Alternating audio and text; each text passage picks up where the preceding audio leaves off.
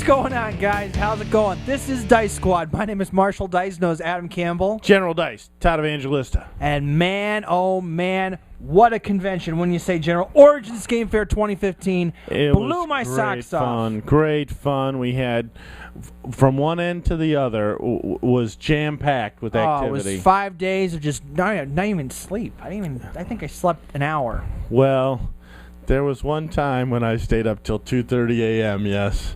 And that was really fun. And we played Machi Koro all night on Saturday. And we were waiting for people to get done with Werewolf. And the youngsters came over around 2, and we were like, no, we're not done yet. We got to wait. We'll wait till we're done. So let's see. Well, we did a lot of stuff. It was a nice drive down. We get in on Tuesday. We scoped out the area. With some awesome music playing. Well, yeah, you could call it music. It was your music, of course, so it wasn't edgy. In any case, yeah, if you consider Michael Jackson edgy. But in any case, we got down there to scope out because this was the first year that we had press badges. That's right, we did. This year we were press this year. Mm-hmm. Well, I had Dice Squad on there. You had Boar's Head Games. We were still part of Boar's Head Games, and we ran a number of things. I ran 2 role-playing games with outer space theme, which I used Play-Doh so everybody could make their own rocket ships. I also did Roll for the Galaxy. I demoed that game, which is a great game. We've talked about it here on the show. And you, for the first time, ran your own games. That is correct. What'd you think? It was interesting. I felt the power. Well, you ran. What I said goes. If you die in my game, you die. But it wasn't a role-playing game. It was 2 board games. 3 board games, wasn't it? Right. Yes. Boss Monster. Board games. Mm-hmm. Boss Monster and Pokemon Master Trainer. Yes. And Red Dragon Inn 3. That's the other one. Yep. Well, it was actually Red Dragon Inn 1, 2, and 3, right? Yes, I didn't include 4 or 5. Right. And 5 will be out shortly. That is correct. And we were sad that Slugfest Games was not there at Origins. We wanted to interview them, but they were a no-show. But we owe a debt to Origins because that was when we met Tom Vassell 2 years ago, 3 years ago? And we asked him, how do you start a podcast and what do you need to do for a podcast?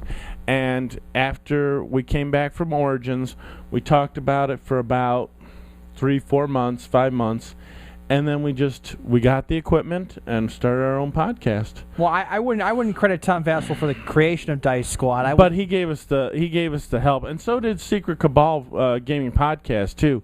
I was talking to them about, and I basically said to them, if you can do it, we can do it. That's right? my line. I said that to you. If they can do it, he can do it, is what he said to me. Okay. We're going to do this. We're going to record. We're going to talk about this. Right. We were in a car 2 years ago, and I said to you, said, we should do something for Origins. And you said to me, what? And I was like, yeah. Podcast. Let's do a podcast. Because you keep talking about these podcasts. I love the Dice Tower. I love the Secret Cabal. I love Flip the Table. So yeah, I do listen to a lot of these podcasts, and so let's get the record straight for our viewers here on how this all came about. We weren't influenced. We just kind of did it ourselves. And then they were there, and then we just started asking them questions about what we need and how best to start and how to keep it going. And so then that's what we did, and that's Origins was where it's all started. All right. I said we owe a debt to Origins, not Dice Tower. All right. Well, I will agree with you on that. Okay. All right. Well, what kind of games did you get this year, General? Oh, I only bought a couple of things. Number one, if you have your own club, you can work together to get what they call con money or con bucks. And we got some con bucks, $10 each for running our games, and so I was gonna use it to buy something. I ended up buying some dice, And let's show off the dice for this year's Origins. This is yours. This was free. This was in the coupon book.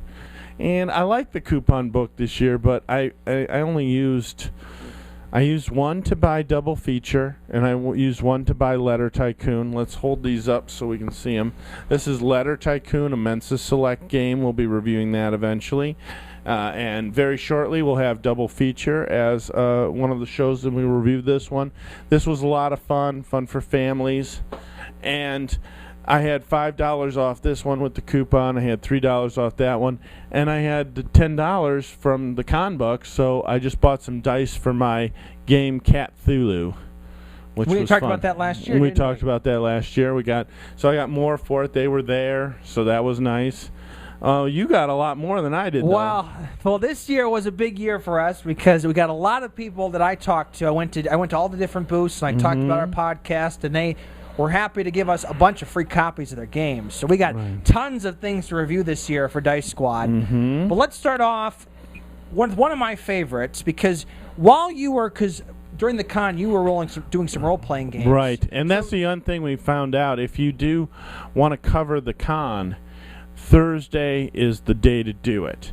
And we had both booked games for Thursday that we were running. We couldn't just say, okay, well, I can't do it. Well, we didn't know when our camera guy would be able to come. So but even so, Thursday is the day because the people are there, but it's not so busy that you can't talk to people or set up a camera someplace and film people. When you get into Friday and Saturday, there's so much going on, nobody has time to talk to you. But at Origins, I think we had a lot of time to just say, oh, hi, how you doing? Let's get you on the camera. So that was Thursday. But anyway, back to our wonderful games that I got here. One of the coolest booths I went to, I actually got to meet the creator of this game, and actually he gave me a free copy of his game. Bin Fa, The Tao of War. This is a pretty cool one. It was created by Ken Hudkinson, and this game is over about almost 50 to 60 years old, and it has just now been released back on the market. Has had several different names. I have it upside down. Sorry about that. Sorry. I noticed it, but I didn't want to. You were on a roll. Well, why didn't you tell me? You were on a roll. Anyway, but this was cool. We got to meet. Rolling for it. Puns, really? On our show? I can't help that I'm the personality. All right. Anyway, but this was cool. I got to meet him. I actually got him to autograph my copy. It was kind of cool. I noticed that you have a T-shirt there, too. I also got a free T-shirt. I'm not going to lift it up because I'm going to knock all the games down, but I got a free T-shirt from those guys. Right. One of the other cool ones that we got to meet, actually, our friends at Brotherwise Games, who create Boss Monster, were there in full force, and they got Boss Monster. We got Boss Monster 2. This was. I've been waiting for this one. This is pretty cool. This is the sequel to the smash popular not trading card game, but card game. And where you take control of a boss. Tile laying game. We have already reviewed this on the show. We're going to review the second one very soon. It's Polka Dice is one of Polka Dice's favorite games. And we both got copies of Boss Monster 2. Yours was free, and I paid for mine. So, an equitable split. Yeah. Yeah, I got mine on Kickstarter. But moving on. One of the other. I did not get a T-shirt with mine though. Did you get a T-shirt with yours? You know, you kind of have to be there Thursday with all the interviews we did, Mr. Role Player, Mr. I'm going to make Play-Doh spaceships. Yes. Hey, you want to do a podcast? No, I'm going to make some Play-Doh spaceships. I did say that. I stand by my decision. I regret nothing. All right. Moving along. I also got to meet people from Naturalist Games who sent us some pretty cool free copies of Costume Party and Game Election. Yeah, and I wanted to talk about these guys, Lake Billy Card Game. That too, along with Livestock Uprising. These guys were so funny. They were so personable. It was really nice to hang out with them. They not only have these things, but they have boxes that you can use as a GM that it carries all your stuff, and when you open it up, it becomes a GM shield. And it's very nice, maple wood, things like that. You can have inscribed whatever you want on the wood, and they were very nice. I also saw my friends from Rothgar's Horde, who I kickstarted, 4 DM's boxes for that, for my role-playing. Hopefully one of them will hold my Play-Doh so that I can work in more role-playing games. But I see also that these guys had a big area there. Well, yeah, Soda Pop Miniatures was also there this year, and I got Karate Fight for various purposes. I'm not going to go into details on the show, but it's a cool card. It's a cool card game. It's kind of like rock paper scissors, but with sexy, scantily clad women. Big thumbs up in my book. Yeah, it reminded me a little of Lunch Money. And what else? We have, you bought Patchwork, which we've reviewed on the show. Actually, this was a game that Director Dice got for the misses. Oh, that's good. That's a nice game. And Super Dice showed us how to play it. That's right. Super Dice with Mayfair Games. Also, another game we got, Marital Bliss, another cool card game.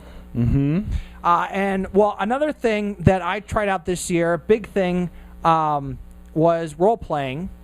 There were some role-playing games that I checked out in the dealer's hall. There was also another one I probably will never, ever do again. I checked out the Pathfinder Society. We want to just say that the Pathfinder room was just full 24/7.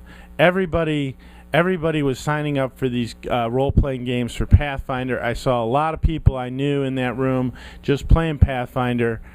But I guess you had a good time, did you, Marshall? Well, I did it for a friend. That's all I can really say about that. Yeah. Well, in that situation, I've generally said no. I'm not going to do Dungeons and Dragons. I'm not going to do any kind of living setting where everybody is keeping track of their character, moving up along a track to get to 9th level, 11th level, so that they can do things. Because those guys are just grinding. Yes. And I think they enjoy the adventures, but if you're with them, you're not necessarily going to enjoy yourself, because I like to play a different guy every time. I don't care to get my guy, I got him advanced. He's now 7th level. He's now 8th level. I don't really care if he got an adamantine crowbar. No, I don't care. All I got was yelled at. And there is that. I wasted $6 and I got yelled at.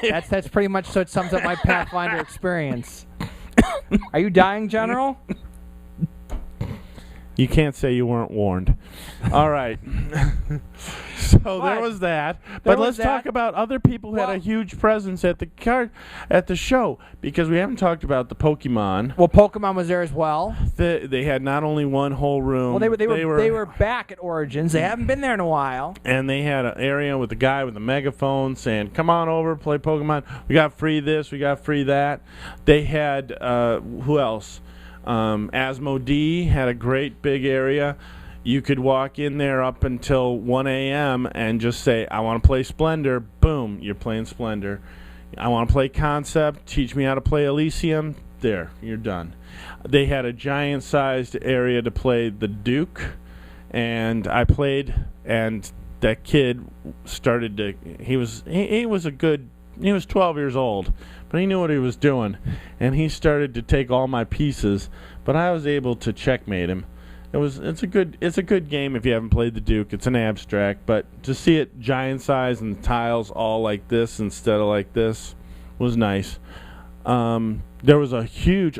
We have to talk about HeroClix and WizKids. Yeah, they were there. They had not enough room at Gen Con to do their tournaments. So they came to Origins to do their tournaments, and it was huge. Huge area, a lot of people playing it. Very Superheroes nice. Just beating the crap out of each other. And we also should say, I think this year was bigger than last year.